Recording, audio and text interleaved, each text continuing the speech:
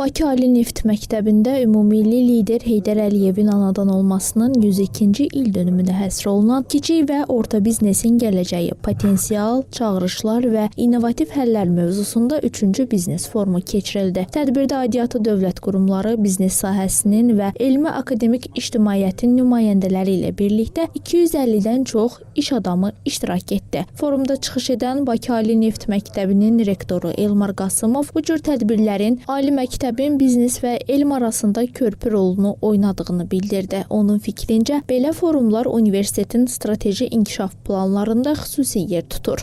Artıq ənənəvi olaraq 3-cü ildir ki, Bakı Ali Məktəbi bu forumu keçirdir.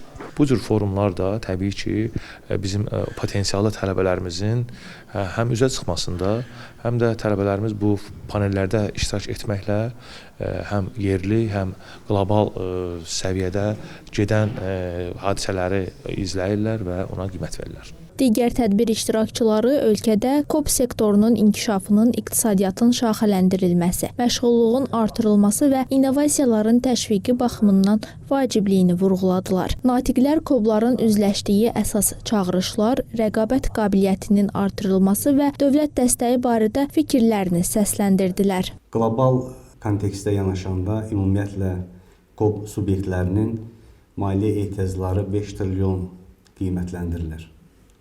Yəni böyük bir rəqəmdir. Yəni bu rəqəm bütün dünya ölkələrinin cəmini ifadə etsə də, buradan anlaşılan məsələ onu deməyə əsas verir ki, bizim ölkəmizdə də KOP subyektləri üçün əsas məsələlərdən biri məhz maliyyə çıxışla bağlıdır. Biz KOBİ olaraq bu istiqamətdə müvafiq addımlar atırıq. Dövlətin müxtəlif dəstək alətləri var.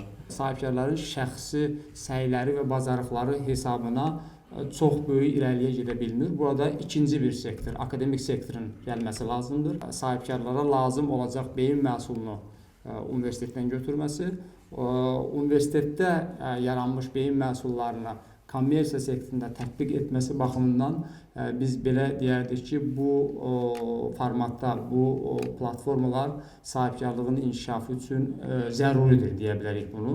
Daha sonra forum çərçivəsində panel sessiyalar təşkil olundu. Sessiyalarda müxtəlif sahələr üzrə mütəxəssislər KOP-ların rəqabət qabiliyyətinin artırılması, idarəetmə modelləri, maliyyə ədaləti və rəqəmsal transformasiya mövzularında fikir mübadiləsi apardılar.